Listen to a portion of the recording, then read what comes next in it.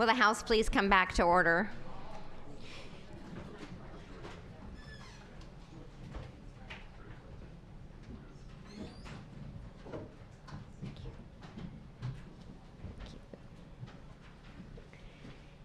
In accordance with the provisions of Uniform Rule 51, I turn the gavel over to the President of the Senate, the Honorable Gary Stevens. Thank you, Madam Speaker. Will this joint session of the Alaska State Legislature please come to order? Madam Majority Leader. Mr. President, I move and ask unanimous consent that the roll call of the Senate be waived and all members shown as present. Thank you. Without objection, so ordered. Mr. Majority Leader. Mr. President, I move and ask unanimous consent that the roll call of the House be waived and all members be shown as present. Thank you. Without objection, so ordered. Will Senator Gray Jackson and Representative Ruffridge please escort Senator Murkowski into the chamber, into the joint session?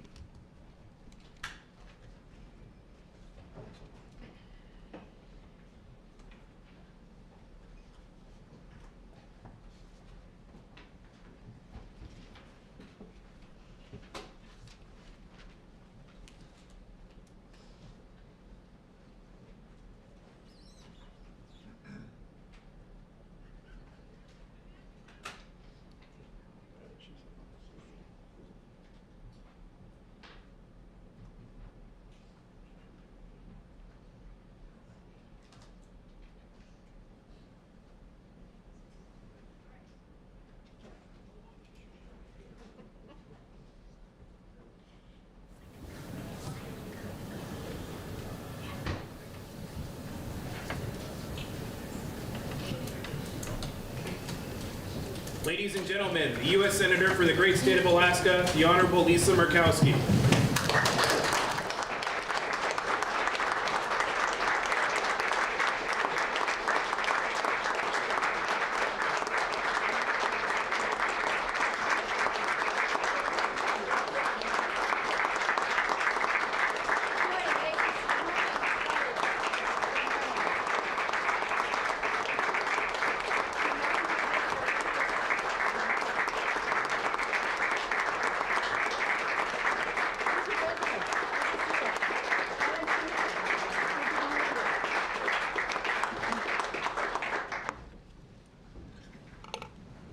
Well, good morning.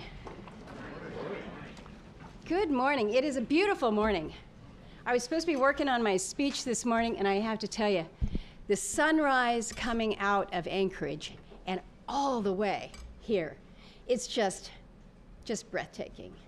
And it gets your morning good knowing that we are blessed to be in the most extraordinary state in these beautiful United States. So, Mr. Speaker, look at this, I'm starting off already. Let's try this again. Mr. President, Speaker, it is so good to be with you and members of the legislature yet again. Thank you.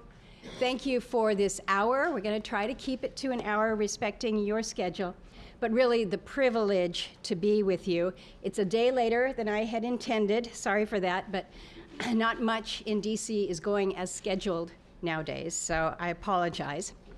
So we're going to start off feeling good about things. Yesterday was Valentine's Day, and so I'll begin with a quick update on my Valentine's, and that's my family. My son Matt is a Valentine's Day baby. What mother could ask for more than having a son who's born on Valentine's? So his update, he's growing the family pasta business there in Anchorage. He is never shy to remind me of the hardships that a small businessman like him is facing when it comes to things like eggs and flour, supply chain issues, inflation. So I get it, I hear it.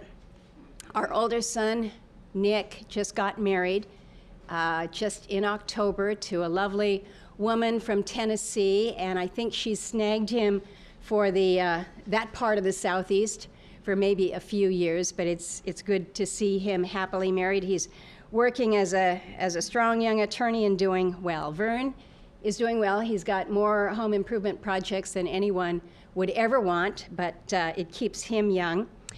My parents who many of you in this room know, both of them celebrated their 90th birthdays last year. So they're doing fine. My father is not shy at all to express his views and opinions, and I think you hear from him occasionally. My good news this year is that I finally got a season ski pass at Alaska. It's not because I have any more time to go skiing, but you get to a certain age where you get really good discounts. So it's made it worth my while.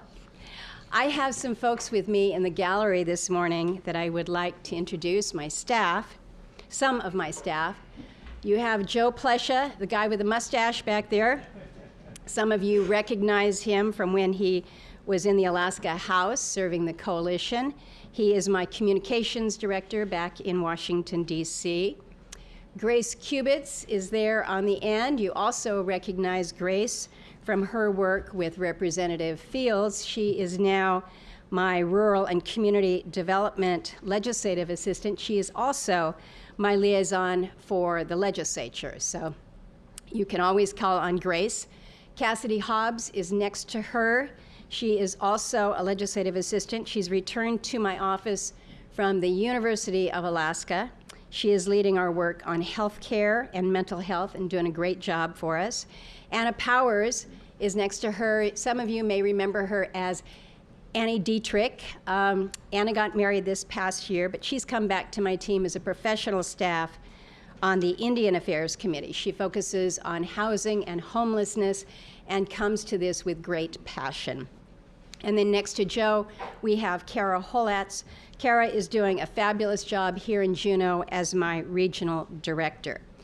You will notice that in addition to these that I've introduced, you're going to see a lot of my staff that are here in Juneau. They're in the state this week, and they're here to hear from you, to talk to you and to your staffs, to find out what you're working on, how we can do a better job in helping you.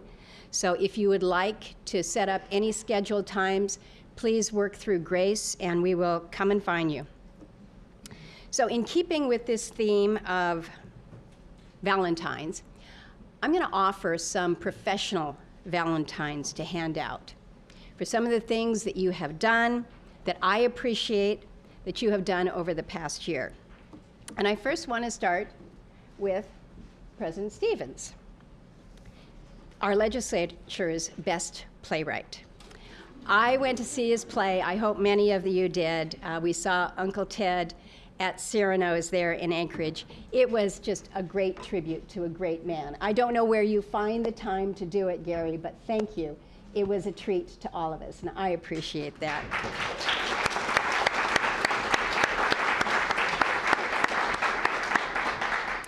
The next Valentine is for Senator Giesel up front here, Representative Sadler next to her, Representative Johnson, he came in with me. I'm going to have a hard time finding all my Valentines to throw out here, but thank you. Thank you for coming back. Thank you for returning to do good work in the legislature. I appreciate that. And then to the freshman class.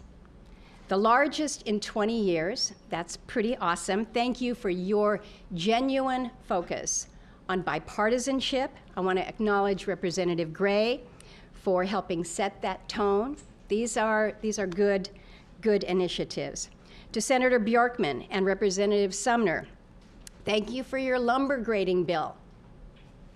Little thing, big difference, right? It's appreciated. And Representative McCabe, thank you for your focus on the Alaska Railroad. President Stevens, Speaker Tilton, thank you for tabbing energy as a priority. We all know that we have to focus on this. We don't need any more reminder than the impacts of those sub-zero temperatures that we recently had across the state. Now the reality is I could probably find good reason to credit almost everybody in this room for something that you have done over this year. And on that note, I want to thank all of you for unanimously passing a resolution in support of the Willow Project. That Willow resolution helped us, so thank you. Representative Baker's resolution opposing BLM's rule to lock down our petroleum reserve, which may be the most damaging of the dozens of actions that the Biden administration has taken against Alaska, will help us. Senator Dunbar's resolution supporting my legislation to amend ANCSA to free up lands in Native communities helps us. So thank you for weighing in. Thank you. Keep these resolutions, especially the unanimous ones, coming to us.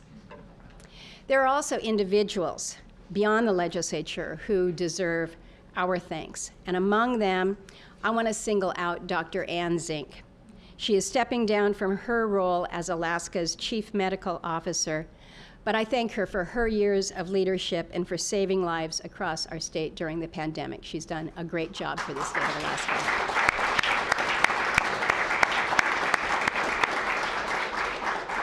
Now, I also want to take a moment to recognize my partners in the delegation, Dan and Mary.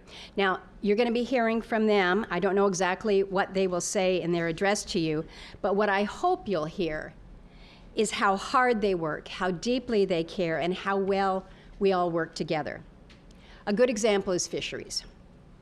You know the Treasury Department is finally closing loopholes in U.S. sanctions that allow Russia to dump its overharvested seafood into our markets. Well, Treasury's announcement, we know, is unequivocally good for us at a time when, in fairness, so much is unequivocally bad for our fisheries. But know that this just didn't happen. Dan led the delegation charge. He pushed for months until that announcement was made. And Mary helped push that with the administration. She's also working tirelessly to educate her House colleagues about issues like fisheries and resources in Alaska. She may be one of 435, but she stands out, and she too is making a difference for Alaska.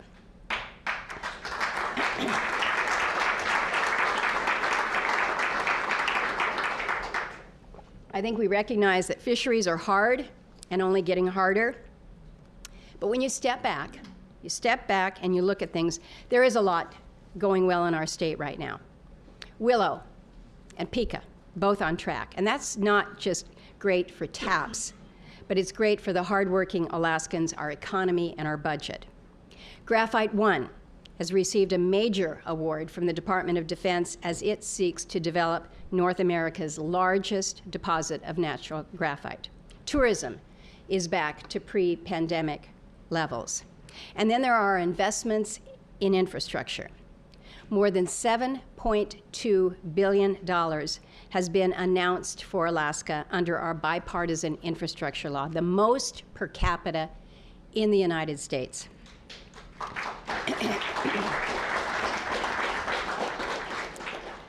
So we talk about broadband, but nearly $2 billion is headed our way for broadband as we seek to connect every community to high-speed internet.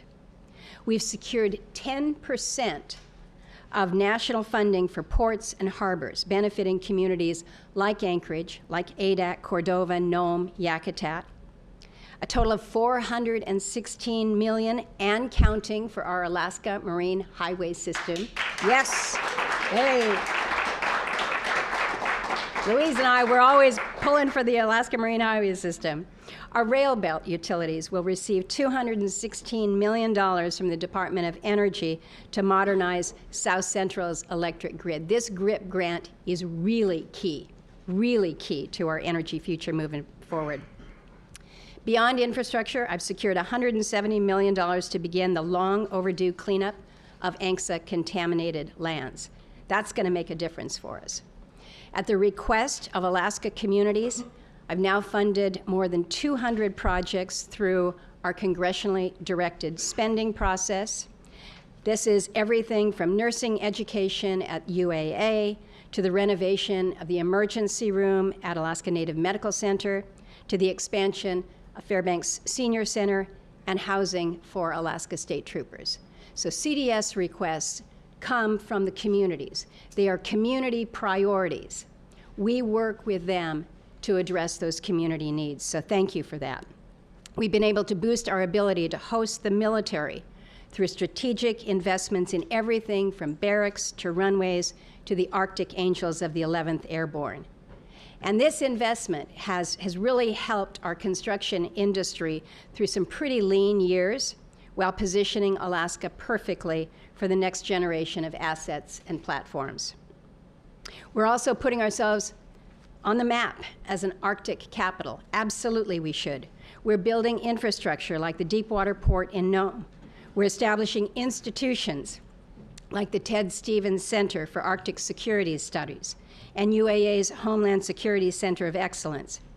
And now I'm pushing to make sure that the commitments that were made to us on icebreakers are kept, and also for our Arctic ambassador, our own Dr. Mike Svrega. We need to get him confirmed as well. So there's more good news that's out on the horizon. ConocoPhillips announces that they're hiring 1,800 people this winter for the construction activities at Willow. Santos is hiring more than 2,400 on the North Slope this season. That's over 4,000 folks that we're talking about here. When was the last time, really think about it, when was the last time that we could point to numbers like that for anything in our state? So forecasts are on track to add thousands more jobs, mostly from major projects in the next few years. So just think about what this means. This is electrical workers helping to install broadband and transmission lines, engineers and construction workers building roads and repairing bridges, plumbers and pipe fitters installing water purification systems in rural villages, teamsters and truckers hauling goods and materials to the slope, longshoremen and inland boatman workers busy thanks to a revitalized marine highway system. And all the while, tourism, mariculture, and more continue to boom. And that's all right in front of us. But also, the challenges are right in front of us, and you know about them. Everything that I have mentioned here requires workers. And we're now at 11 straight years and counting with a net loss of working-age Alaskans. Quality of life is everything, but inflation has made everything cost more. High interest rates add insult to injury. We're behind on housing, we're behind on childcare, we're behind on education. I was talking in the Seattle airport yesterday with a friend from Ketchikan. He tells me that KPU can't attract a lineman to Ketchikan. I was talking to folks from Valdez, the hospital there can't hire a nurse without housing, without childcare for the families. We're not taking good enough care of those struggling with hunger, with mental health or homelessness.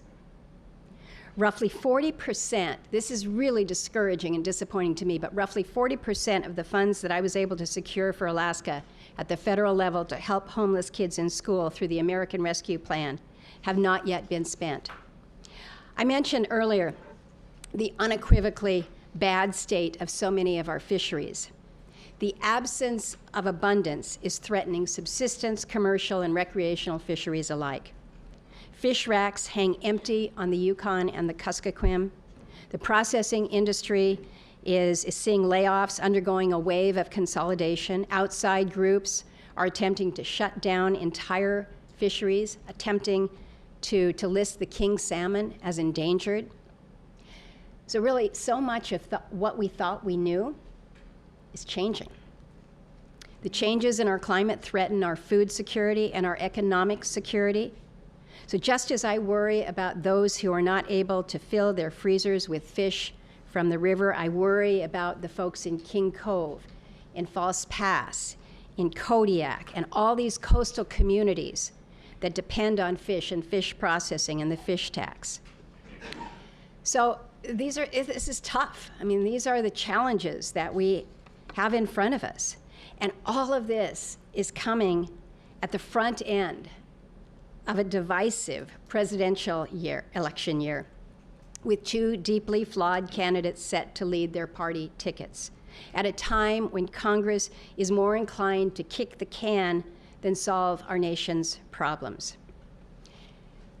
We've seen that with what we did with the budget. We were able to pass all 12 of our appropriations bills out of full committee last July, had great bipartisan support. The Interior Subcommittee, which I am the ranking on, moved unanimously. I mean, we worked these appropriations bills. So far, only 3 of them have been brought up to the Senate floor since then. So we're going to have our work cut out for us to close out the FY24 budget when we return in just 10 days. That's kicking the can when you move from one CR to another CR. You know what happens. You don't have an unlimited runway here. And then the latest example of kick the can is what happened last week with border security. Republicans rightly demanded that border security be part of a national security supplemental. And then, astonishingly, refused to bring the bill to the floor for debate when presented with our best shot at reform in decades. Now, the bill was not perfect. It was not perfect. But that's what the process allows you to do. Bring it to the floor, debate it, and amendment. We could have improved our failing border policies, but instead, what we've effectively done is we've locked them in for the rest of the year and potentially well beyond that. And then globally, I cannot recall a time when so many hostilities were flaring up in so many places. It was Tuesday morning this week at 5:30 a.m., bright and shiny, or really late as it was, the Senate passed a major package with security assistance for Ukraine, Israel, and Taiwan. Thank you.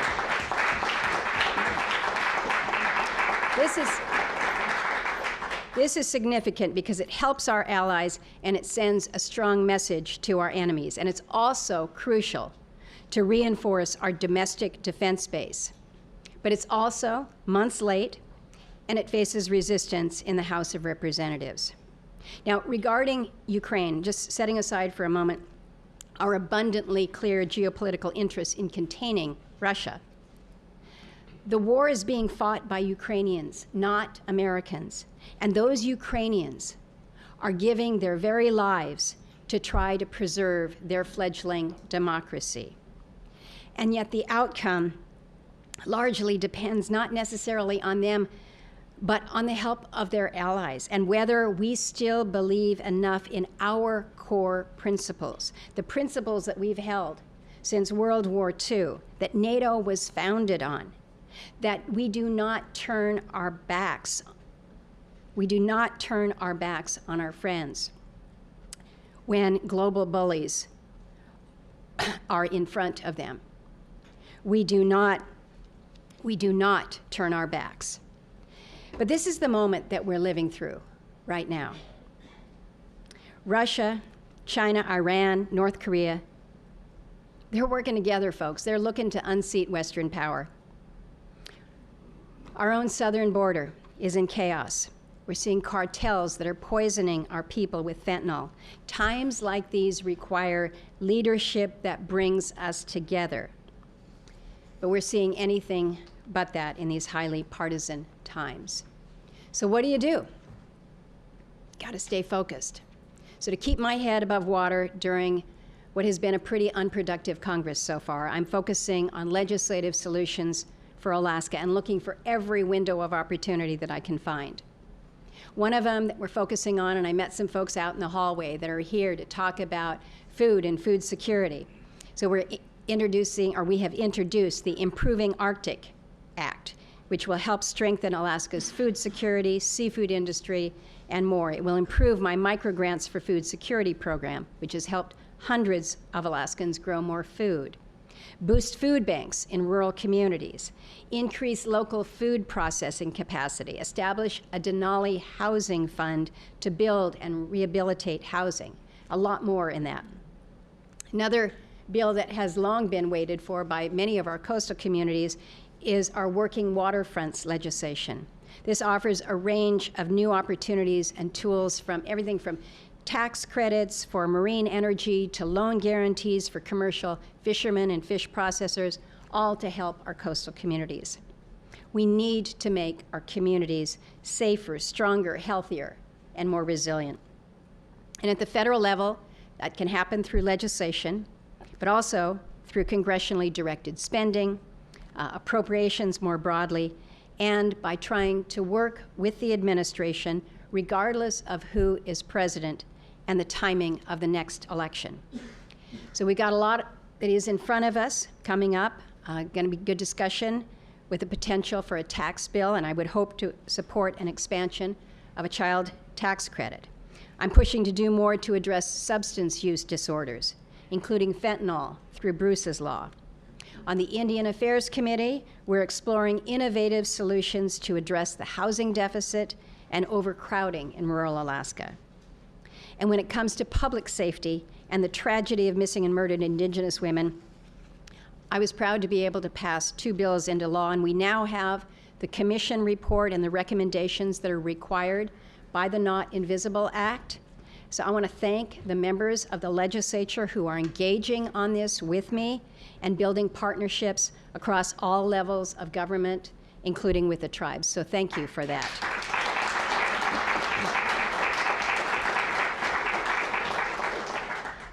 I'm also working to address natural hazards, especially in the wake of Wrangell's deadly landslide. As the people in Haines and Sitka can attest, these 100-year events are now seemingly happening every few years and taking the lives of Alaskans. Our communities need to be protected, and anxious residents need reassurance. It's going to take some time to build out the data and the forecasting, but we are underway. I've reintroduced my earthquake preparedness bill and another to reauthorize landslide monitoring, and we're going to continue to secure federal funds to directly meet those needs. So I've got a lot underway in Washington, D.C. I know that both Dan and Mary do as well. We know that not all of it's going to advance this year. It's a political year. You all get that. But our reality is Congress is kind of ground down right now, and that puts some responsibility on you. We need to work together to keep our progress going for Alaska. So here's how you can help us. You knew that I was going to come with a little bit of a list.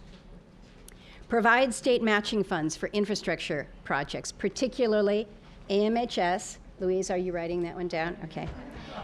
As well as for GRIP, for federal programs like Head Start and supplemental funding for programs like VOCA.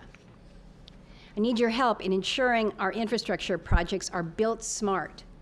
So, an example with broadband, making sure that we are able to not only connect our communities with broadband, but don't forget about our defense sites, our weather observing stations. Let's make sure that this is coordinated. Make strategic state-level investments to help Alaskans compete at every level, compete for workers, compete globally and nationally. And ask yourself, I'm asking myself this all the time because I'm still trying to get one son and his new bride back to Alaska. But what can we do to keep Alaskans here, to attract those who might move here but are worried about whether or not they can afford a home or find childcare or worry about crimes or drugs or homelessness?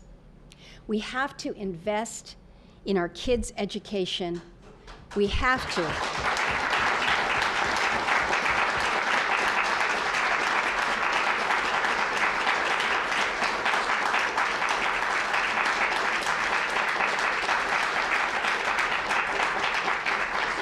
Makes me happy when we all come together over our kids. But we do. We invest in our young people. We need to support our university. We know that only about 25% of those who leave our state for college come back home. Only 25%.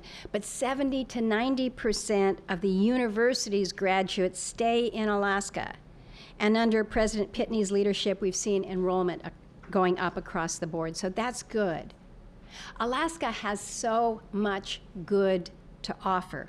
We are resilient in so many ways.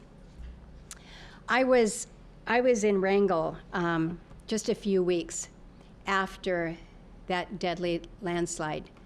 Just before Christmas, I was there. And I was really reminded at that time of what sets Alaskans apart. So this community, place where I spent some growing up years, This community of 2,100 people had every reason to be discouraged. They lost a whole family, 3 kids,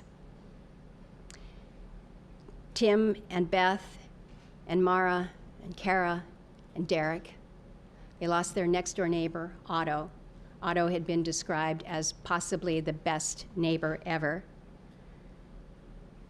But the community loses instantly these families. And I was there and I was talking to the city leaders, I was talking to the search and rescue team and the people who had been cut off, who lived at the end of the road. They didn't have water access and power for days at a time. And what I heard from those that were gathered was a terrible, terrible thing has hit our community. But we have one another. We're resilient. And many of them were wearing t-shirts that said, "Wrangle Strong." And it was such a reminder to me that even in the face of hard things, of some really sad and awful things, there is a strength and there is a goodness in our people. And this year, my friends, is a great year to find that strength and look for that goodness. As the elections approach, there's going to be pressure to show whether you're with the Republicans or with the Democrats, with probably very little in between. So let's show the country that, sure, we've got our differences. We will always have our policy differences. But we can figure out ways to work through them by working together and putting Alaska ahead of all else. And that's how we get things done. That's how we reckon with the really hard things. That's how we advance projects and create jobs and establish the quality of life that really are at the root of everything that we need and want in Alaska. And if we can do that, there is absolutely no limit to what we can achieve.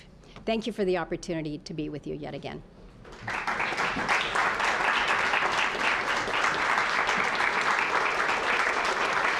Thank you. Thank you.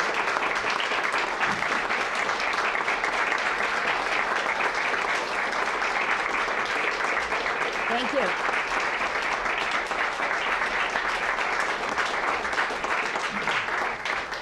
Senator Murkowski has agreed to take some questions. We'll begin with Representative Baker. Mr. President, and thank you, Senator. Truly thank you for recognizing and championing Alaska's role in the Arctic. Can you please speak to the status of efforts to monitor and protect our nation's interests in the Arctic, such as the Arctic Shipping Federal Advisory Committee Act? Well, first, let me offer my congratulations to you as the brand spankingest new member of the House of Representatives. Congratulations. It's good to have you here. So where we are in the Arctic, I mentioned we're moving forward with certain aspects of infrastructure. Having a deep water port up there is going to be critical. I mentioned icebreakers. I will share with you, I'm really disappointed right now in what the Coast Guard is projecting for our timelines on the icebreaker. We got delayed because of supply chain issues. We got delayed because of some contracting issues. And I'm not at all pleased because it's pushing us back to a place that, in my view, leaves us vulnerable. We're trying to make sure that we are able to be teed up for a commercially available icebreaker that will allow us to get a vessel up north in a shorter time period. That's included in our appropriations bills that we're going to be working on in these next matter of weeks, but that also is not guaranteed at this point in time. So we can build out the infrastructure shoreside, but we also need to have the ships. Your point about the outcome of the shipping report, we still do not have the full complement of the advisory, the FACA, the advisory council members to that shipping shipping commission. It's not, they don't call it a commission, but for the entity that will move forward with that. We are, I believe, vulnerable and I'm choosing my words carefully, and I think vulnerable is probably a pretty mild term to use right now, because of our lack of response in the Arctic. We have our military that are our guardians, but we don't have what we need when it comes to ensuring that shipping that comes through that Bering Strait area, that very narrow choke point between Russia, that we are in a good place. We saw earlier this year, earlier in 2003, we saw Russia moving oil through the Bering Straits, coming across in oil tankers that we question whether or not they meet the safety standards, whether it's polar code, much less double-hulled tankers. I've engaged with the Coast Guard repeatedly on this, and what we're told is, unless something bad happens, there's little that we can do as long as they stay on their side of the line. Well, that's kind of a wish and a prayer approach, a wish and a prayer that there's nothing bad that happens, that there's no accident out there.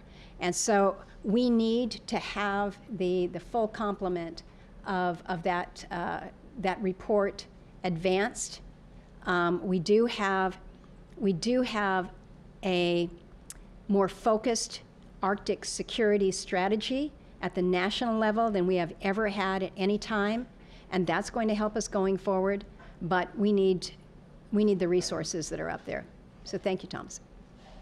Representative Baker. Thank you. Senator Hoffman. Thank you, Mr. President. Thank you, Senator, for all that you do for Alaska.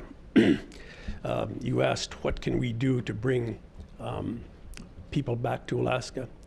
It's probably the same thing that people in Alaska want. Make Alaska more affordable to live with each and every decision that we make.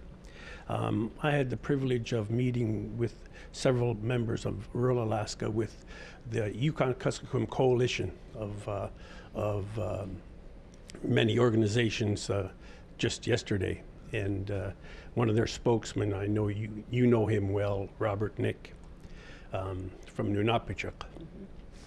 He said that things are, he operated a small store, as you know, in Nunapitchuk, and he's been going to Bethel, to Anchorage, and looking at the prices, and is astonished of what it cost to provide food on the table. He's listed the fact that it's hard to get marine mammals, fish, birds, meat to put on the table, and that is causing a hardship on people like him at the far ends of the food chain in Alaska. He said that it is getting so bad that he has to decide whether to pay his electrical bill, his heating bill, or buy food.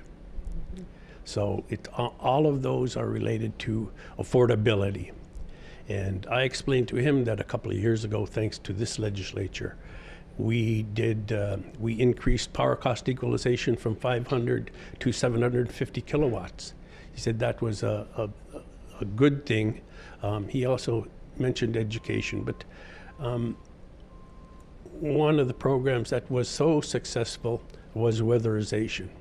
The Alaska Legislature spent close to $700 million on weatherization, and those dollars get people off of diesel, and it's a savings.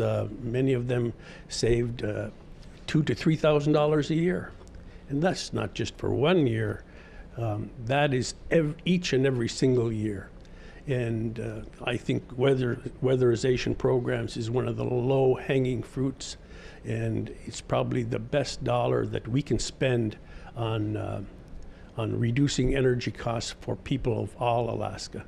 I'm looking at this issue, and I think that the need out there is probably close to $1 billion to weatherize homes all over the state of Alaska, and it would be a great savings to get many Alaskans off of diesel.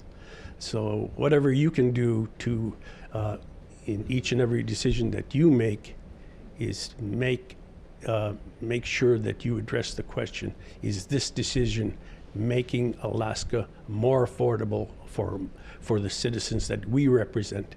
Because each and every one of us knows the impacts of this cold weather that we've had in Anchorage, in Fairbanks, and all over Alaska. That has put an additional financial strain on each and every family that we have. So I would pass that on from the coalition of the Yukon-Kuskokwim area and pass this on from our friend Robert Nick. Thank you. Thank you, Senator Hoffman. And I actually had a chance to meet with Robert and the group that had traveled back to DC a few weeks back. The point about weatherization is accurate. It is that low-hanging fruit, and this is where we really can partner between the federal dollars and the state dollars in working to address that. I do think we have to recognize, though, and you've seen them, I've seen them, many of you have, there are many, many, many homes that weatherization is almost futile because the housing stock is so poor. And so weatherization may be that low-hanging fruit, but ultimately we've got to be looking at housing availability, housing affordability around our state. I'm going to have an opportunity to talk to the governor later, and this is one of the issues that I want to discuss with him because I know he has some proposals out there as well. But it's not only the housing, it is everything that goes into the cost of living in places in our state, particularly on those off-road communities in our rural areas where our transportation costs are prohibitively high. And that impacts food, that impacts everything from how much the school has available to spend on their operations. Because if you're having to spend more money to keep the school lights on and to keep things warm in a drafty building, it just means that you have less available to provide for your kids. So this is something that I work on every day, and you have challenged me this. For some of you who have not been here as long as Senator Hoffman and I, Senator Hoffman is one who I can always count on every year to challenge me on what are you doing to lower the cost of energy for the people in rural Alaska. And I never forget that challenge, and I take it to heart, because until we can make it affordable for people to remain in their communities, we will continue to have the challenges that we face. Thank you. Thank you. Representative McCabe. Thank you, Mr. President. Welcome, Senator. Thank you for the Valentine shout out. Keep working on that railroad. Well, that's my question, actually. Right. As you probably know, we haven't built even a mile of rail since we bought the railroad in 1985. Transportation is key to infrastructure or to resource development. Our transportation infrastructure is key to minerals, critical minerals, coal. And I'm wondering if there is any chance that there is still a BIL or maybe Federal Railroad Administration or FTA money available to complete not only Port Mackenzie but the Northern Rail extension. Yeah. Thanks. Thank you for the question, and thank you for raising it in committee and publicly. You're right. Think about our transportation systems in this state. We've got limited road system. We acknowledge that. And we've got rail that goes from Seward up to Fairbanks. That's it. And we haven't worked to really build that out. So what is available? What can we do? Actually, the railroad has been one of the beneficiaries of some of the infrastructure grants to help facilitate rail bridge crossings. That helps, but it's not an extension. It's not an extension. And whether we're talking about an extension that would take us beyond Fairbanks I'd like to get to the border. I met with the Minister of Alberta just this past week. We were talking about different ways that Alaska and Canada can be partner, and we talked about transportation corridors. What will it take? Not only would we be able to move things both directions with our resources, but they would be able to do the same as well. And it's not just that as an extension. We've talked about an extension that would take us down to Port McKenzie. And that is something that is still under discussion. Is that the priority? I would argue that we need you is part of that answer. Thank you. Senator Hughes. Thank you, Mr. President, and thank you, Senator Murkowski, for the update and the work that you do on behalf of Alaska. And before I go into the subject matter I want to ask you about, I just want to encourage you to consider acquiring a seasonal pass to Ski Talk in Mat-Su. I'm going out to visit very shortly. I think it's in March. Okay. I'm actually not going to visit. I'm going to ski. Okay, excellent, excellent.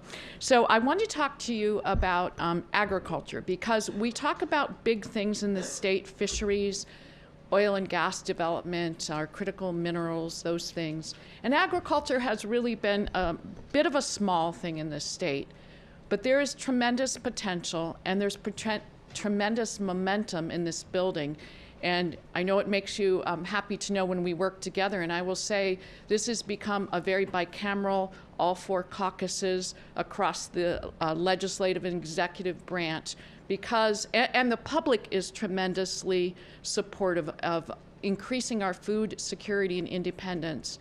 And I understand, and I haven't read it yet, but understand you have in your approving the Arctic Act, there's something pertaining to agriculture, and so I'm eager to work with your office on that. But one of the things, the Farm Bill, because it's a political bill, it's a political year, probably not going to be passed, but I would ask that you and the rest of our federal delegation, in a new kind of way, in a visionary kind of way, really engage and not just leave it to the senators and House of Reps from Iowa and Nebraska and those kind of farm states, but realize we have the potential to have more farmable acres in Alaska than any other place in the country. And our seasons are lengthening, our soils are warming. So there, and we've got up at UAF, the research they're coming up with, there's now a new oil seed called camelina that has tremendous potential. The amount that came off of 1 acre is more than what's coming off of acres where it's commercialized in the lower 48. So there are a lot of great things happening, a lot of interest, a lot of momentum. So I just request that you pay more attention in a visionary kind of way.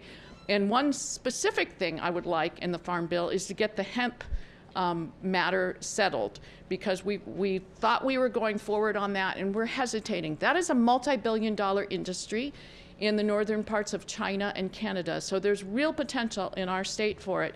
But until it gets fixed at the federal level, as an example, our ag research at the university cannot touch it.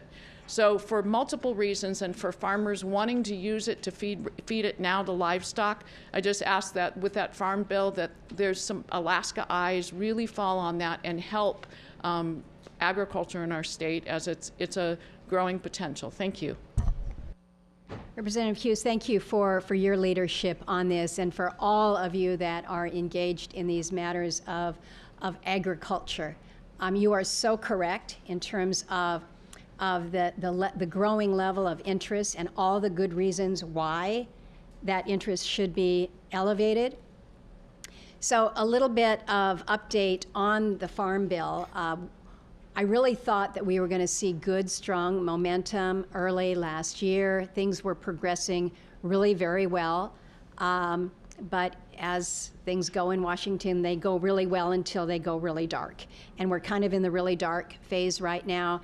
It's basically an argument over some of the nutritional benefits, as well as some of the farm support provisions. And so, to their credit, Senator Stabenow, the chairman, and Senator Bozeman, the ranking, have been working diligently to try to advance this. I remain optimistic, actually, that we might see passage of the Farm Bill yet this year, only because Senator Stabenow is retiring from the Senate after 20 some odd years. And I think there's going to be an effort to try to advance this last farm bill under her watch. But it's still in the complicated stage.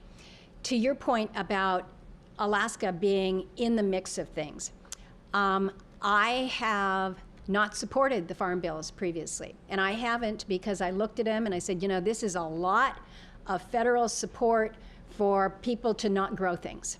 And that's Lisa Murkowski's very simplistic summation of what I saw in the farm bill that was objectionable. There were a lot of good things in the farm bill, but for other reasons, including the farm supports, I always deferred. And the last time that we had a farm bill, we had been engaged, that was when we had stood up the microgrants for food security, because what I was hearing from Alaska's farmers were, we are not agribusiness, we are not big ag, we are smaller farm operators, we are out in the valley, we are out in Delta, we're in Wrangell. We are smaller farmers, and we are just not seeing how these programs fit for us. Or how can I, as the nonprofit, start a little community garden? And so we started working on that. So we've got to engage. And that was the attitude that I took, and I think Senator Sullivan took as well with this round of Farm Bill. I said, you know what? I'm talking to people about different ways that we can participate, and whether this is supporting our smaller farmers with access to loans at a smaller level, whether this is trying to encourage livestock in Alaska that might not necessarily be the same as you have in the lower 48, like reindeer herders. I go out to Macoriac, and they've got a little tiny reindeer processing facility. Macoriac is not easy to get to. Your USDA inspector is not going to go out and sign off on this. So how can we be creative? Let's use 638 contracting examples to have our tribes be trained through USDA to be their own inspectors so that we can facilitate this type of a small little economy on a little remote island that might just be able to help. So we're thinking about some things like this. But it's one thing for us to think about it. It's another thing to actually get that support in there. So I brought Senator Bozeman up to Alaska this summer. He was doing his national ag tour. And so I sat down with him. I'm like, so I know that you've been to Alaska, but you need to come to Alaska and look at Alaska through the eyes of our potential for feeding Alaskans and beyond. And I said, it's gonna be different. And so he was willing, and we took him out to the valley, and you know what he heard that just blew his mind was when some of the farm operators out there were saying, it cost me more to ship this tractor to Alaska than it did for me to buy the tractor. And he's like, well, how do you guys do this? And then we took him out to Kodiak. And we showed him a small farm on Uzinki, which was pretty small scale. But then we took him out to the kelp operation there. I tried to get him to eat some of the kelp, and he wouldn't go for it. But he saw how Alaska could fit into this. Dan was there. We had so much fun just kind of showing him the eyes of agriculture on a different level and what that meant. And so we just like this past week, had yet another follow-on meeting about some of these measures that we're working on that would go into this big, huge farm bill that would be more scaled to address us in Alaska. So I'd love to work with you on that and share with you the headway that we're making. But it does require that vision, and you all have really helped step that out, and I credit the governor as well for what he's trying to do to make more lands available for farming and for agriculture. We've got so much potential. Thank you. Representative Dyeberg. Good morning, Good Senator. morning. Murkowski, always great to see you. Good to see Thank you for presenting to us today, and thank you for your tireless work for Alaska and all Alaskans. Thank you. So this session, we've had really great presentations on the Arctic, thanks to my colleague from District 40 in the Special Committee of Arctic Policy, Economic Development and Tourism, long name. So in thinking and reflecting on our presentations, one of the things you're well known for is your work in the Arctic sphere. And is there an update you can provide to us on where Alaska stands in 2024 when it comes to the Arctic and our international relationships? Thank you. I am an active participant in many of the international forums on the Arctic. I've been a member of the Standing Committee on Arctic Parliamentarians for 15 some odd years. So I work at the parliamentarian level, and I participate at many of the national forums. And I think it's important to be able to share with you that the United States is now being recognized, and Alaska being more recognized for stepping into its role as an Arctic leader, because for so many years, in fairness, the United States was absent. We were there, but we didn't have a lot to show. We didn't have the policies in place, and we definitely didn't have the personnel in place. And this is where we have really, really moved that ball forward. So on the policy side, you've heard me mention some of the initiatives that we put in place. Standing up the Ted Stevens Center for Arctic Security Studies, what we're doing with the Arctic Security, Arctic Center for Excellence. These are things that are happening here. We've also done a very good job, I believe, on the defense side in pushing the Department of Defense for updated Arctic strategies. So each branch has now presented, and there has been a broader national strategy for the Arctic.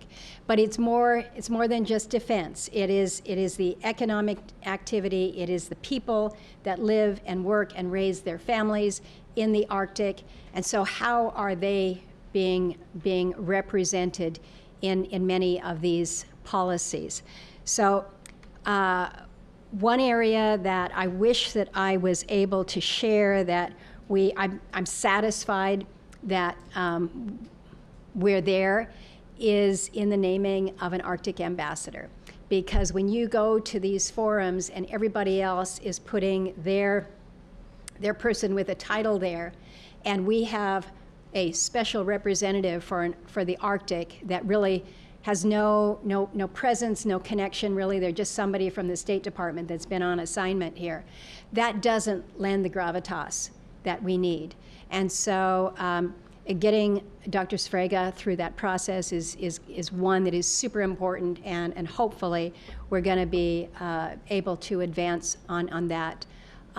We've been working hard on the appropriations side to make sure that resources are significant. I mentioned the icebreakers. I mentioned Port of Nome. We're working with the Alaska Marine Exchange on a ship tracking program through the Arctic there. I do think that we are seeing a level of increased interest in the Arctic, not only with this administration and their very keen focus on climate change, but because of China and because of Russia. And whether we like it or not, we have to pay attention.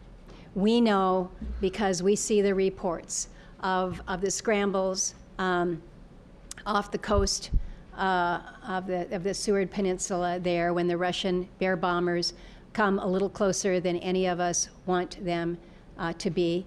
We got on everybody's radar screen, literally, when the unidentified flying phenomenon, or UAPs, the balloons, the spy balloons, crossed over. And the interesting observation from many saying, wow, didn't know Alaska and Russia were so close. It's like, welcome to our world. We're always having to look over our shoulder here. So incidents like that have caused, I think, a growing level of interest in the Arctic. and an appreciation of the vulnerabilities. So there is more work that we need to do, but I think for the first time in a long time, we are recognized at a higher level than we have been previously.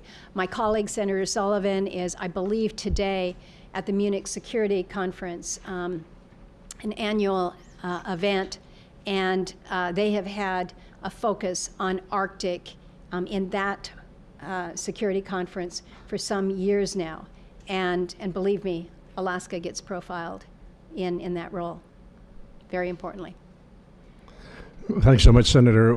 I promised your staff to get you out of here by 11:10. It's 11:12. I have to apologize to the representatives who couldn't get to, Representative Stutes, Sumner, Prax, Fields, and also staff. I was looking forward to asking Representative Stutes to be brief, but apparently we don't have time. But thank you so much, Senator. Thank you.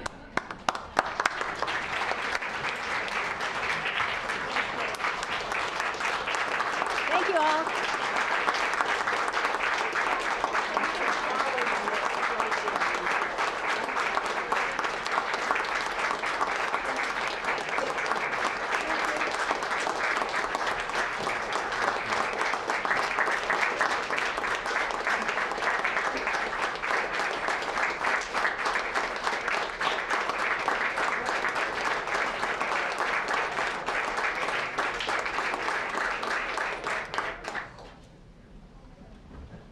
Thank you. Madam Majority Leader Giesel. Mr. President, I move adjournment of the joint session. Thank you. Without objection, the joint session is adjourned. The House will stand at ease to allow the senators to return to their chambers.